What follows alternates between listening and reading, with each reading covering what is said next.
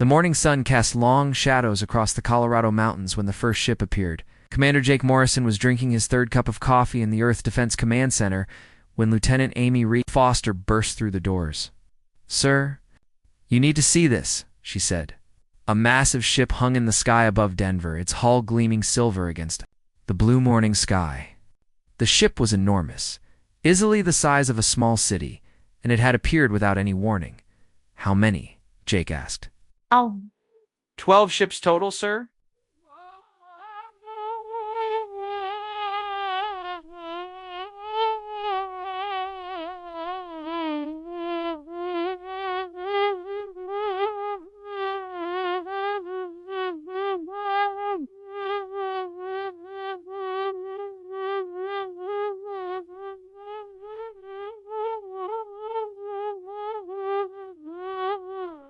Moscow, Beijing, Mumbai, Cairo, Sydney, Mumbai, Cairo, Sydney, Mumbai, Cairo, Sydney, Wawana, Sydney, Sydney, Sydney, Sydney, Sydney, Sydney, Sydney, Sydney, Sydney, Sydney, Sydney, Sydney, Sydney, Wawana, Regrubs, Regrover, Regrayer, Regrow, War, Will, Regrow, War,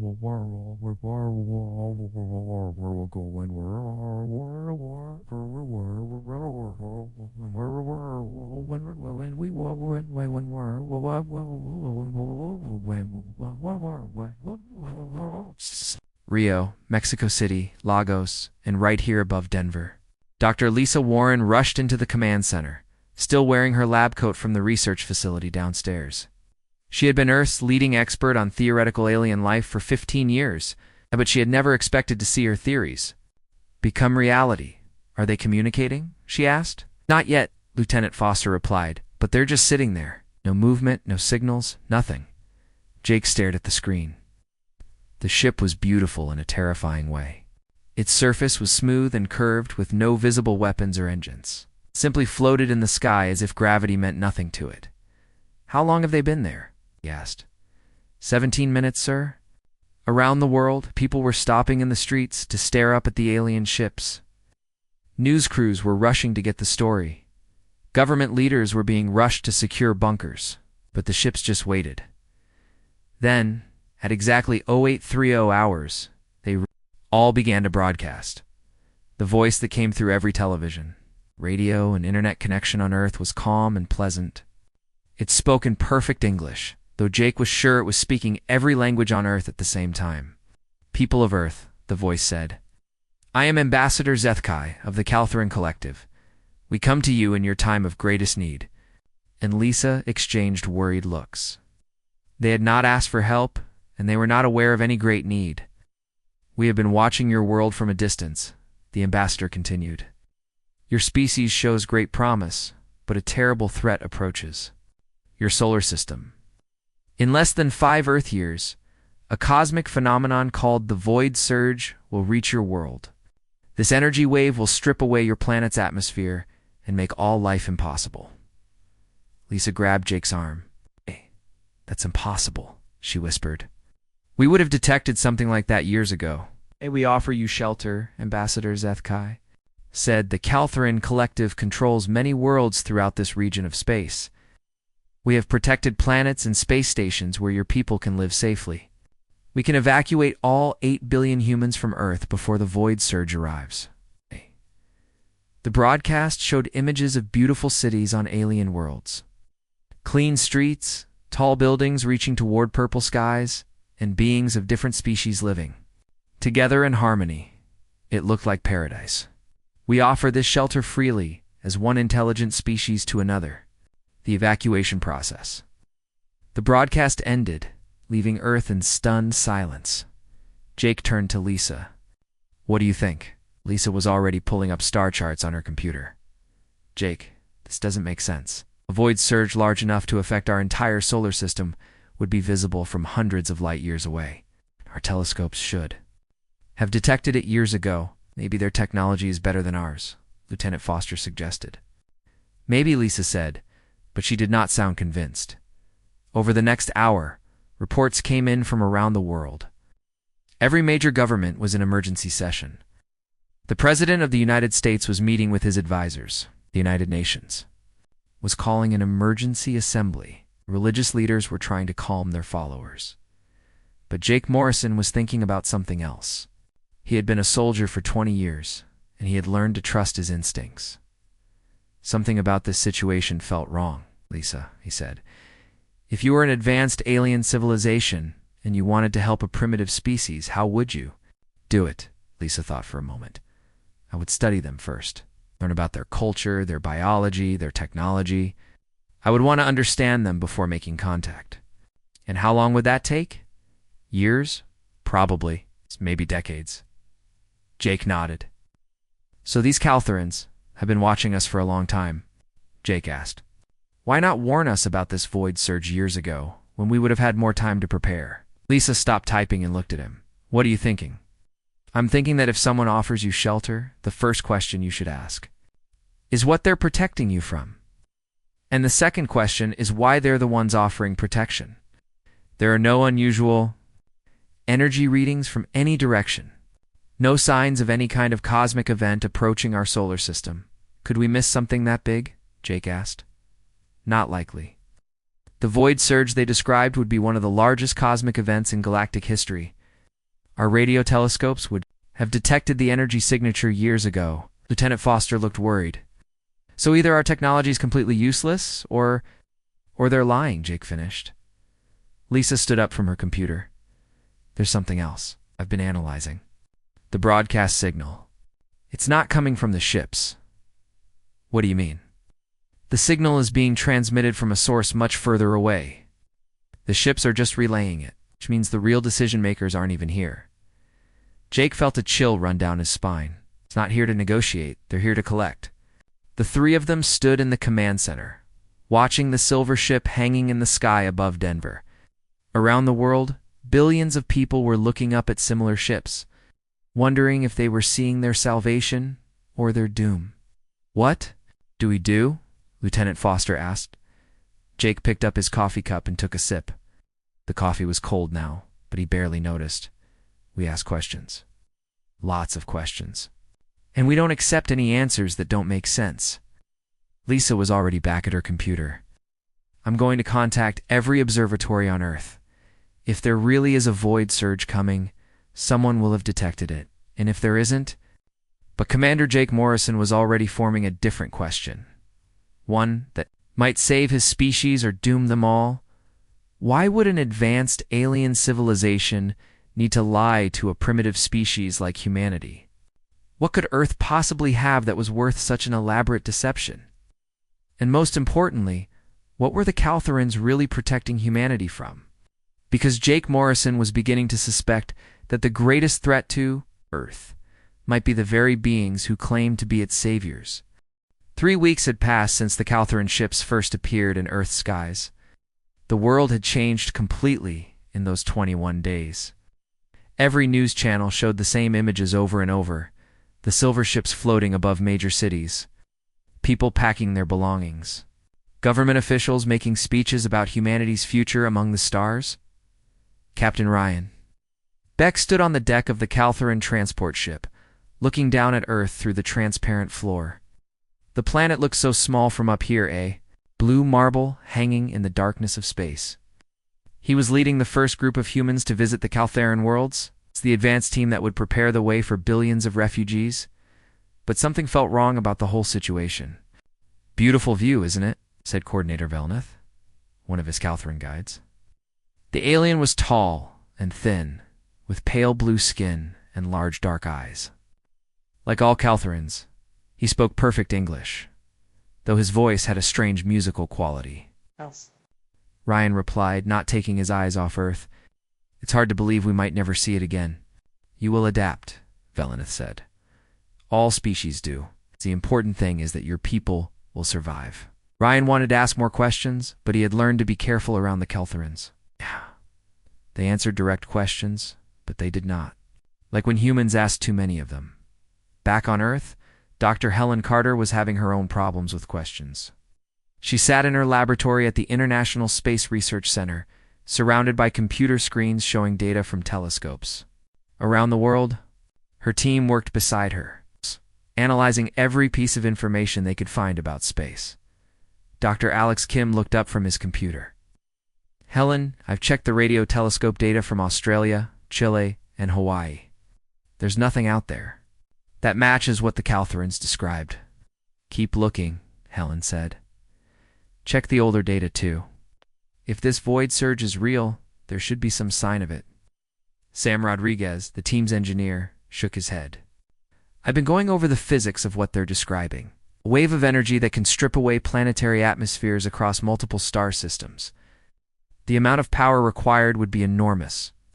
We should see it coming from thousands of light years away. Helen rubbed her tired eyes. She had not slept well in weeks. Maybe our instruments aren't sensitive enough. Or maybe there's nothing to detect, Alex said quietly. The three scientists looked at each other. None of them wanted to say what they were all thinking. If the void surge was not real, then why were the Calthrons here? Meanwhile, Captain Ryan Beck was getting his first look at a Calthron world. The ship had taken him and his team to a planet called Haven, one of the worlds where humans would be relocated. The planet was beautiful, with clean cities and green parks.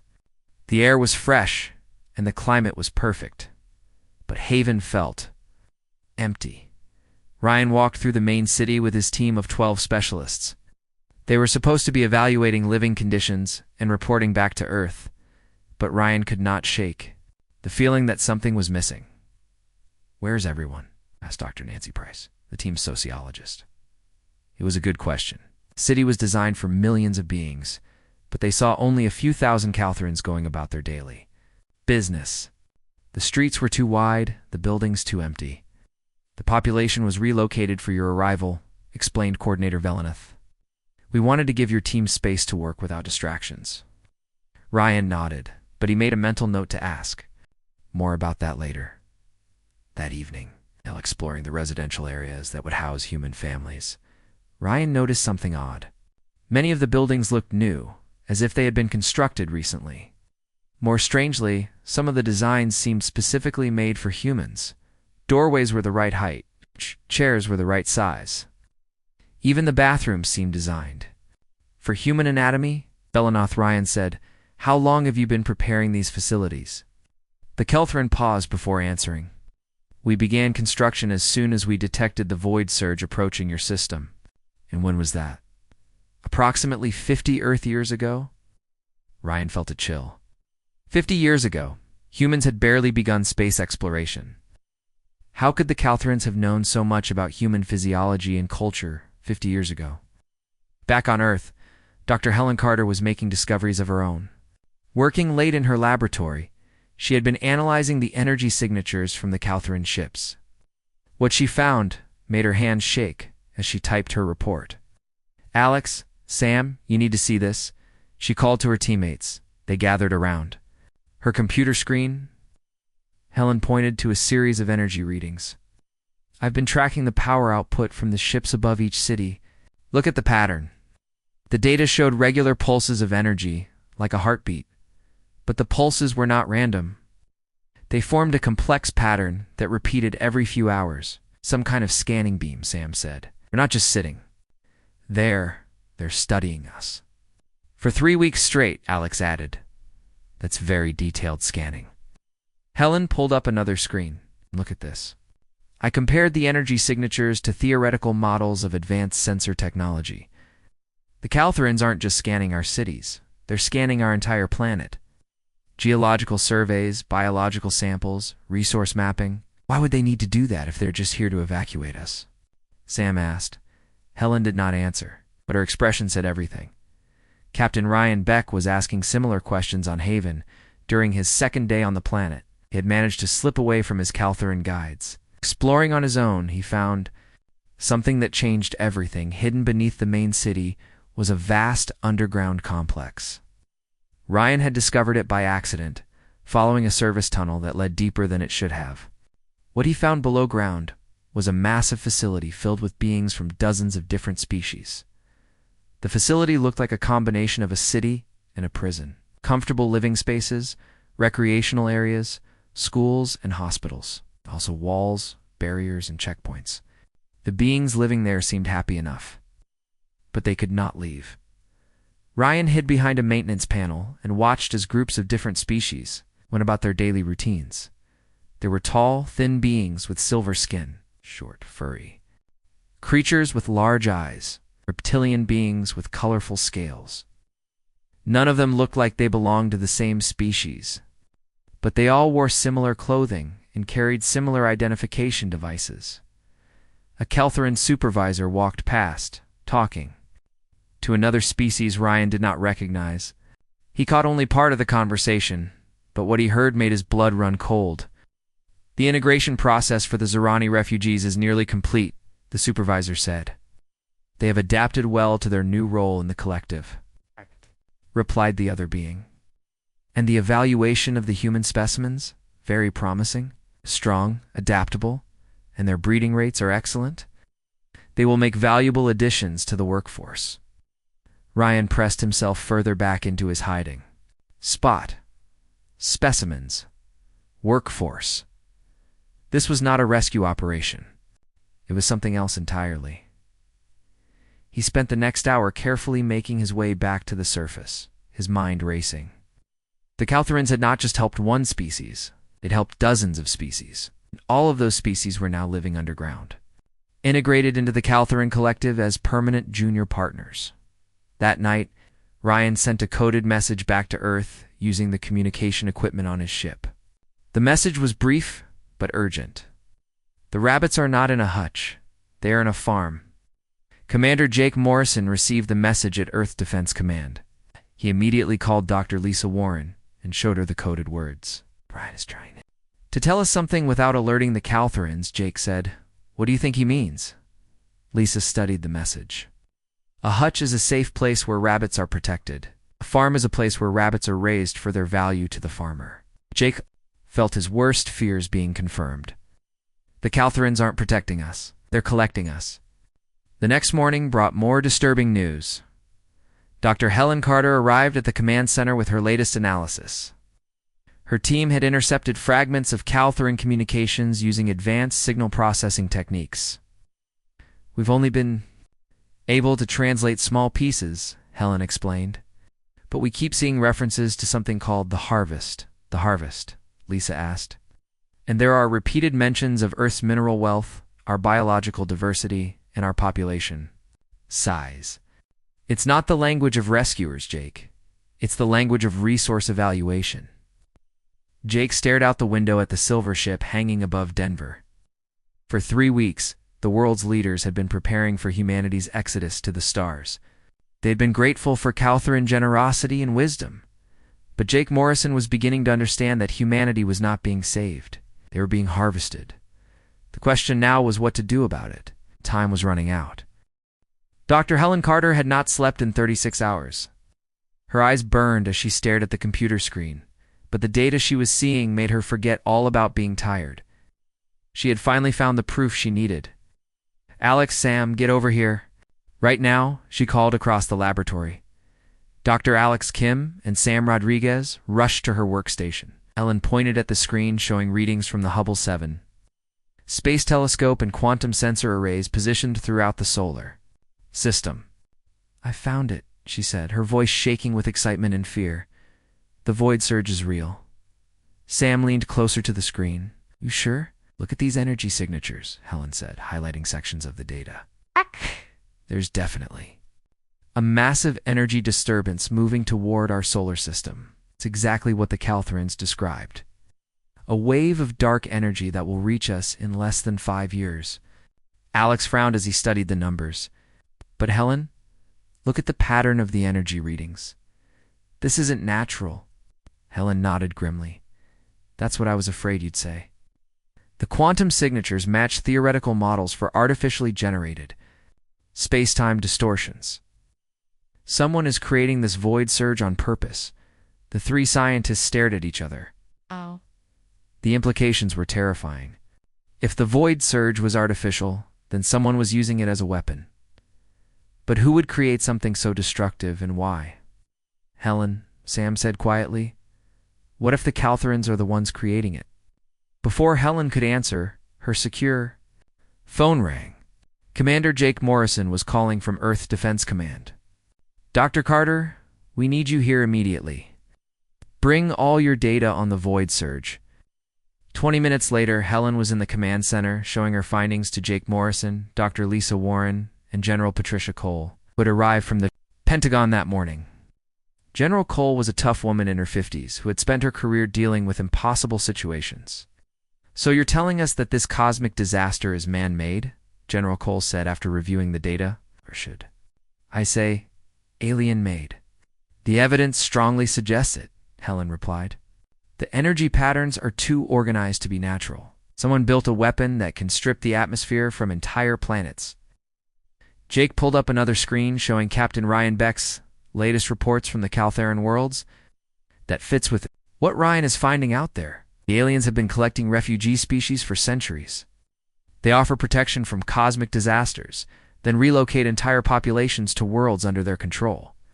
Dr. Lisa Warren had been quiet, studying all the data. Now she looked up with a pale face. "I've been translating more of the Caltheran communications we intercepted. I found something called the Harvest Protocol." She pulled up her translation notes. The protocol describes a process that's been repeated many times. Step 1. Identify a populated world with valuable resources. Step 2. Create a cosmic threat that forces the population to accept evacuation. Step 3. Relocate the population to controlled worlds where they become part of the Caltheran workforce. General Cole stood up and walked to the window. The silver Caltheran ship still hung in the sky above Denver, as it had for almost a month now. How many species have they done this to? Based on Captain Beck's reports, dozens. Maybe hundreds. Over the centuries, Jake felt anger building in his chest. They're not protecting anyone. They're enslaving entire civilizations. At that moment, Captain Beck's voice came through the communication system. He was calling from the Caltheran ship. Using a secure channel he had managed to establish without their knowledge. "Command, I have urgent information. I've discovered the source of the Void Surge." Everyone gathered around the communication console. Beck's voice was tense and excited. "There's a massive construct hidden in the outer system beyond Pluto. The Caltherans call it the World Shaper. It's a weapon designed to create artificial cosmic events. They've been using it to generate void surges for thousands of years." General Cole grabbed the microphone. "Captain Beck, are you certain about this?" "Yes." "Ma'am, I accessed their navigation systems while my Caltheran guides were busy. The World Shaper is real, and it's charging up for another void surge event. Our event." Helen looked at her data again. "That explains the energy readings. The weapon is building power for a massive discharge." Jake turned to General Cole. "Ma'am, we need to tell the world leaders what we've discovered." "Already planned," the general replied. "But first, we need more proof. The president and other world leaders won't believe this without solid evidence." Over the next few hours, the team worked frantically to gather evidence. Helen coordinated with observatories around the world, too, confirmed the artificial nature of the void surge. Lisa continued translating Caltheran communications, finding more references to previous harvest operations. Jake contacted military commanders in other countries. Sharing information through secure channels, by evening, they had enough evidence to brief world leaders. The emergency session was held via secure video conference, with leaders from every major nation participating. President Johnson of the United States spoke first. "Commander Morrison, Dr. Carter, please present your findings." Jake stood before the camera, knowing that the fate of humanity might depend on the next few minutes. "Mr. President, leaders of the world, we have discovered that the Caltheran offer of protection is actually a trap. The cosmic threat they warned us about is real, but they are the ones creating it." He presented the evidence systematically. Artificial energy signatures of the void surge, the intercepted communications about harvest protocols, Captain Beck's discovery of the World Shaper weapon, the underground facilities where other species lived as permanent refugees. When he finished, there was silence from the world leaders. Finally, the Prime Minister of the United Kingdom spoke. "Commander Morrison, what you're suggesting is that an advanced alien civilization has been enslaving species across the galaxy for centuries. That's a very serious accusation. Yes, sir. But the evidence supports it. The president of France looked troubled. Even if this is true, what can we do? We're a primitive species compared to them. They have weapons that can destroy planets. How can we fight back? General Cole stepped forward. Sir, Dr. Carter's team believes the void surge can be stopped if we can disable the weapon creating it. And how do we do that? Asked the Chancellor of Germany. Helen Carter took a deep breath. We attack the world's shaper directly. If we can destroy or disable the weapon, the void surge will collapse. The Russian president laughed, but it was not a happy sound. Attack an alien superweep. One with our primitive technology, that's suicide. Jake looked directly into the camera. With respect, sir? Maybe. But what's the alternative? Accept slavery for our entire species.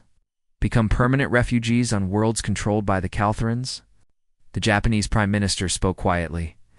What does Captain Beck think our chances are? Beck's voice came through the communication system again. Leaders, I've been studying their technology for weeks. The Calthrans are advanced, but they're not invincible.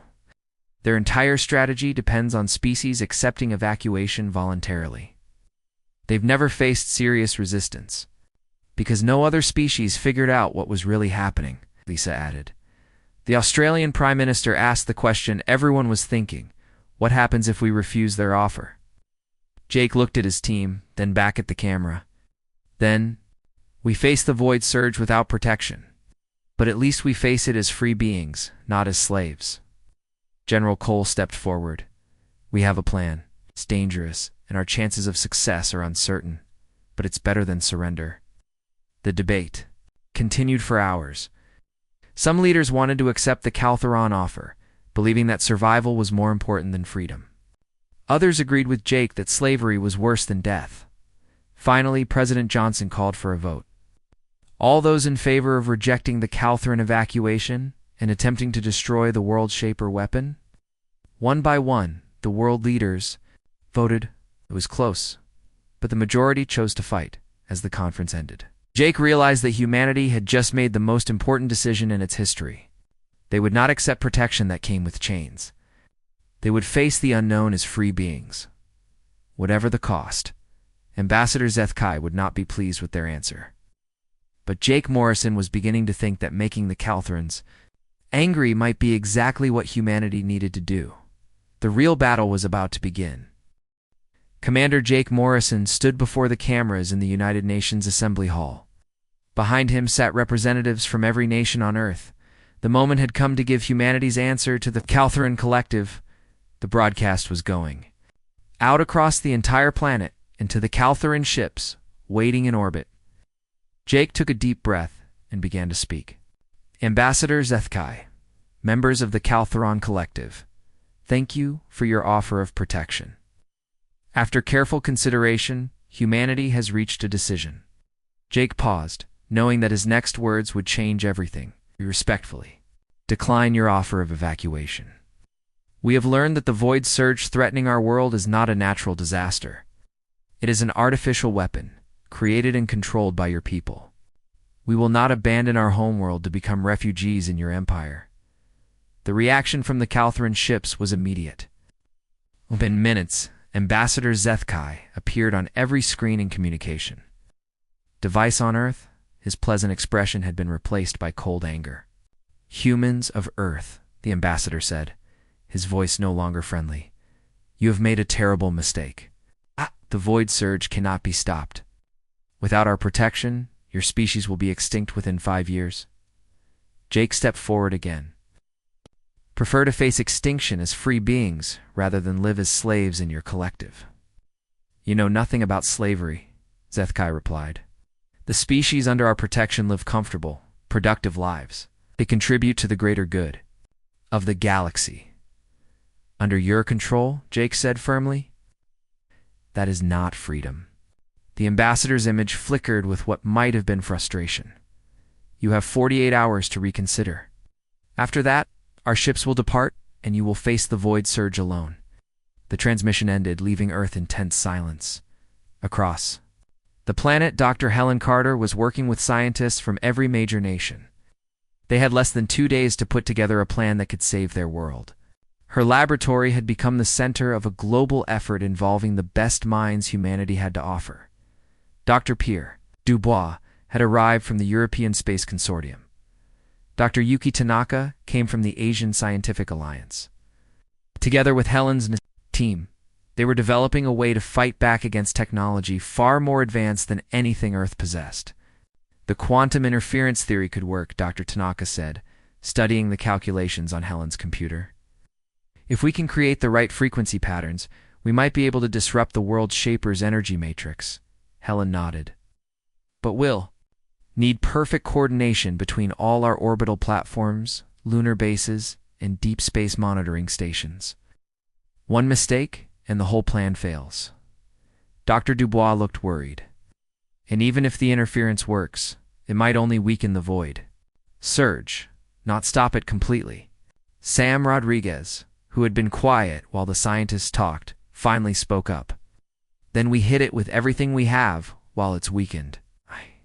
Meanwhile, Captain Ryan Beck was preparing for the most dangerous mission of his life. Caltheron's ship, he had managed to gather detailed information about the world shaper's location and defenses, but he was also running out of time before his hosts became suspicious. Commander Vextar, Caltheron security officer assigned to watch the human delegation, had been asking more questions lately. Beck could tell that the aliens were starting to doubt his loyalty. Captain Beck, Vextar said as they walked through the ship's corridors, "Your people have made a foolish choice. Perhaps you would prefer to remain with us when the ships depart?" Beck kept his expression neutral. "I appreciate the offer, but my duty is to my species. Even when that duty leads to extinction, especially then." That night, Beck sent his final intelligence report to Earth. The world shaper was located in the outer system, hidden behind a small asteroid. It was heavily defended by automated systems, but the weapon itself was vulnerable during the charging process. "The construct is massive," Beck reported through his secure channel. "Approximately 50 kilometers long and 20 kilometers wide. It's building energy for the void surge, which makes it dangerous to approach, but also creates a window of opportunity." General Patricia Cole received the transmission at Earth Defense Command. She immediately contacted Admiral Steve Parker, commander of the International Space Fleet. "Admiral, we have the target location. How quickly can you get ships in position?" "Admiral." Parker studied the tactical data. "General, we can have a strike force ready in 36 hours. But I have to be honest, our weapons weren't designed to fight alien technology." "Then we'll have to be creative," Cole replied. The next 36 hours were the busiest in human history. The International Space Fleet, which had been created for asteroid defense and Mars exploration, suddenly found itself preparing for interstellar war. Dr. Helen Carter worked around the clock to complete the quantum interference network. Space stations orbiting Earth began transmitting synchronized energy pulses. The lunar colonies activated their experimental particle accelerators. Deep space monitoring posts turned their sensors into weapons. "The interference pattern is holding steady," Helen reported to the command center. "But we'll only get one chance at this. If the world shaper adapts to our countermeasures, we won't be able to fool it twice."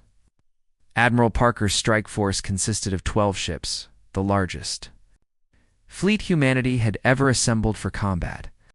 The flagship was the UES Defiance, a heavy cruiser that had been modified with experimental weapons designed by Sam Rodriguez and his engineering team as the fleet prepared to depart.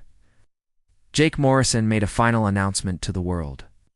"People of Earth, in a few hours, our fleet will attack the alien weapon threatening our planet. The odds are against us, but we fight for something the Caltherans don't understand. We fight for the right to choose our own destiny." The Caltheron response came exactly 48 hours after humanity's rejection of their offer. "Humans of Earth, your time has expired. We depart now, taking our offer of protection. With us, when the void surge arrives, remember that you chose this fate." The 12 silver ships began to move away from Earth cities. But instead of leaving the solar system, they stopped at a safe distance to watch. The Caltherans wanted to see humanity's destruction.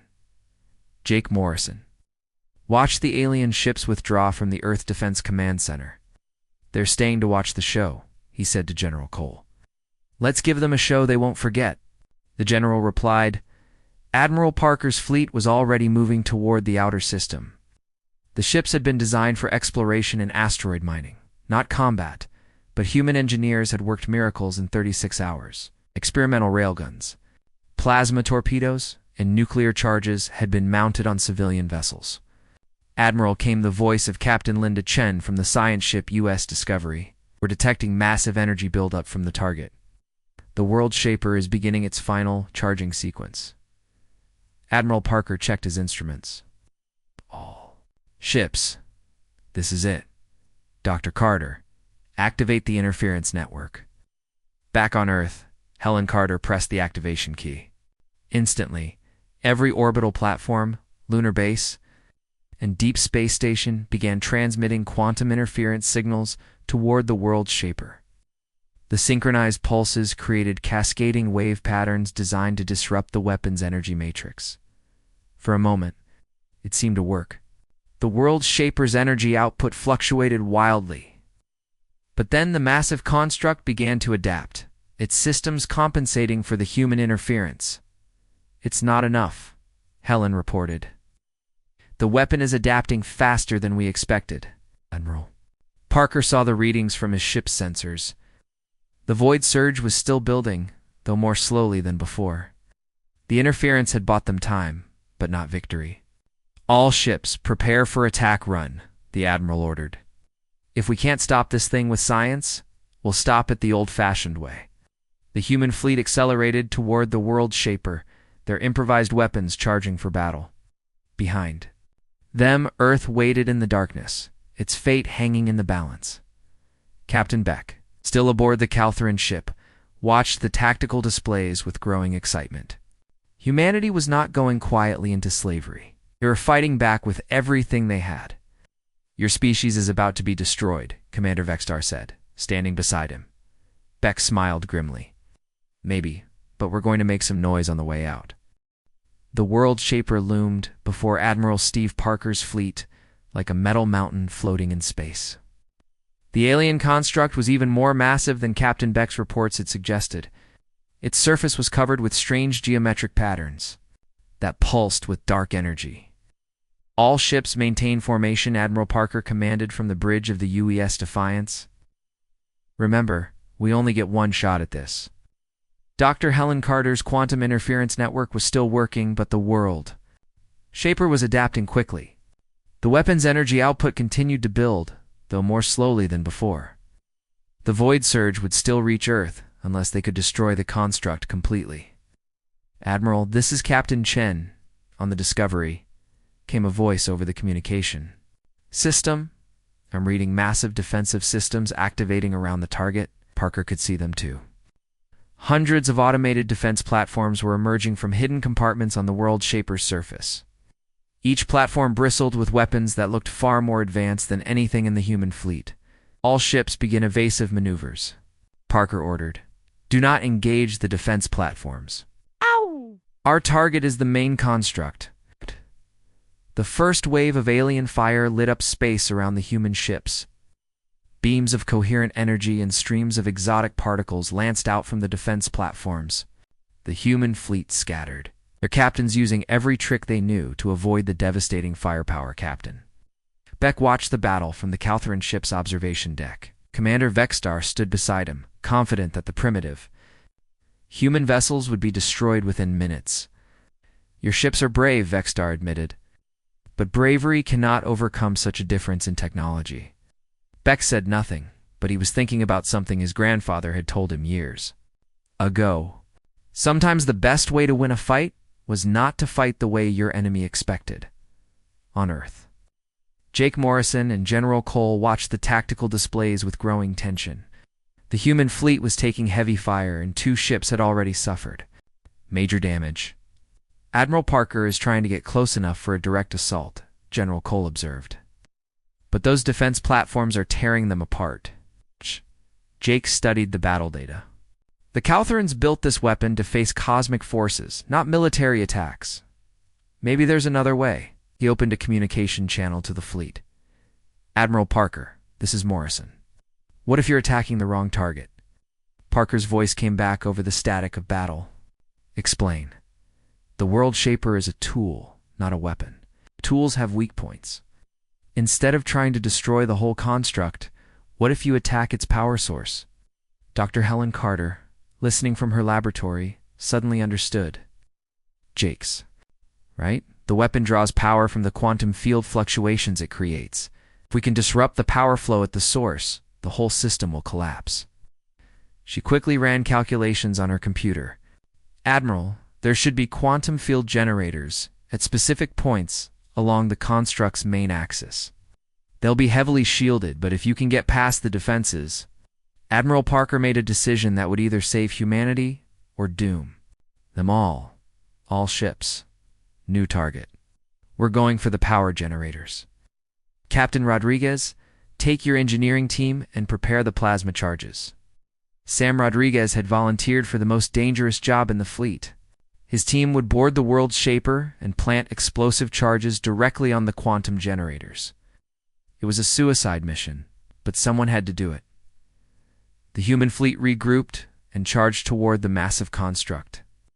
This time, instead of spreading out to avoid the defensive fire, they concentrated their attack on a single section of the weapon's hull.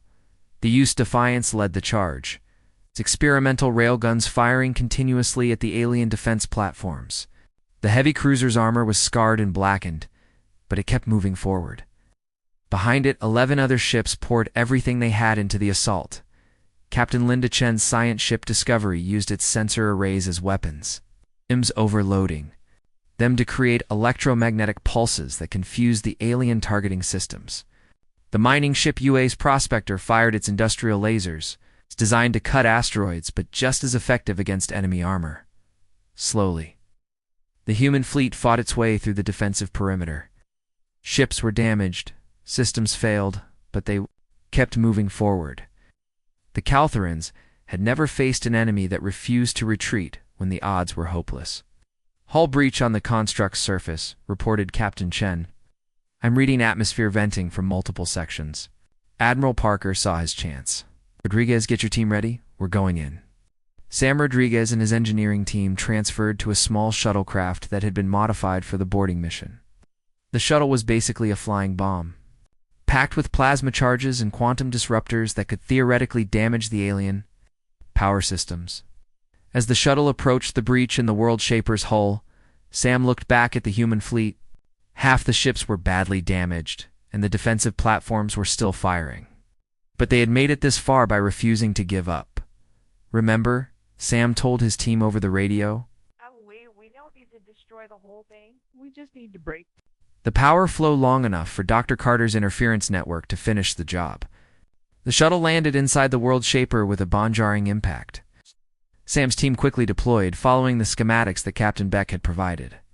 The interior of the construct was vast and alien, filled with machinery that hummed with dangerous energy. They found the first quantum generator after 10 minutes of searching. It was a massive crystalline structure surrounded by force fields and automated defenses. Sam's team fought their way past the Guardian systems and planted their charges. "One down, 5 to go," Sam reported back to the fleet. But time was running out. The World Shaper was adapting to the human attack, and its power output was beginning to stabilize despite the quantum interference. If they did not destroy the remaining generators soon, the Void Surge would launch automatically. Dr. Alex Kim led the assault on the second generator, while Sam's team moved toward the third. The alien construct was fighting back now, sending security drones to stop the human intruders. But the engineers kept moving, driven by the knowledge that Earth's survival depended on their success. On the fourth generator, Sam Rodriguez made a discovery that changed everything. The quantum field generators were not just powering the World Shaper. They were connected to a network of similar weapons throughout the galaxy. Admiral Sam reported over the radio, "This isn't just one weapon. It's part of a whole system. If we can overload the quantum field connection, we might be able to take out the entire network." Admiral Parker understood immediately. "Do it." Instead of just destroying the generators, Sam's team began overloading them, feeding the explosive energy back into the quantum field network.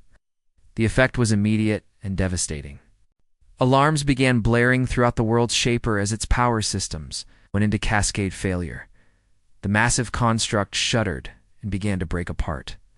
Sections of the hull buckled as internal explosions tore through the alien machinery. Void surge energy, no longer controlled, began to dissipate harmlessly into space. Captain Beck watched from the Caltheran ship as the world shaper destroyed itself. Commander Vexstar stared in shock at the tactical displays. "Impossible," the alien said. "That weapon has operated for thousands of years. No primitive species could." "You keep calling us primitive," Beck interrupted. "But you never asked what we were primitive at. Turns out we're really good at breaking things." The destruction of the world shaper sent shockwaves through the quantum field network. On planets throughout the galaxy, similar weapons began to malfunction and shut down. The system that the Caltherans had used to terrorize dozens of species was collapsing. Back on Earth, Dr. Helen Carter watched her instruments. With amazement, the void surge is dissipating. Energy levels are dropping across the entire network. Whatever Sam did out there, it worked. Jake Morrison felt a weight lift from his shoulders. "Send a message to the fleet. Tell them they just saved the world." But the victory was bigger than just saving Earth. Within hours, signals began arriving. From across the galaxy, other species, trapped on Caltheran worlds as permanent refugees, were rising up against their captors. The truth about the Harvest Protocol was spreading, and the artificial disasters that had enslaved entire civilizations were ending. The Caltheran ships around Earth began to retreat, but Admiral Parker's damaged fleet pursued them. Humanity was not content to simply survive. They wanted answers. Ambassador Zethkai, Jake Morrison, broadcast to the fleeing aliens. "Your 1,000-year reign of terror is over. We're transmitting everything we learned about your operation to every species. In the galaxy, they know the truth now." The ambassador's final transmission was bitter and defeated. "You have doomed yourselves, humans. Without the collective's guidance, this galaxy will fall into chaos." Jake smiled as he replied, "Maybe, but it will be free chaos." Months later, as Earth began receiving visits from newly liberated species, throughout the galaxy, Dr. Lisa Warren made an observation that summed up humanity's greatest achievement. "We didn't just save ourselves," she said. "We saved everyone by asking the one question the Caltherans hoped no one would think to ask." Jake Morrison nodded. "What are you really protecting us from?"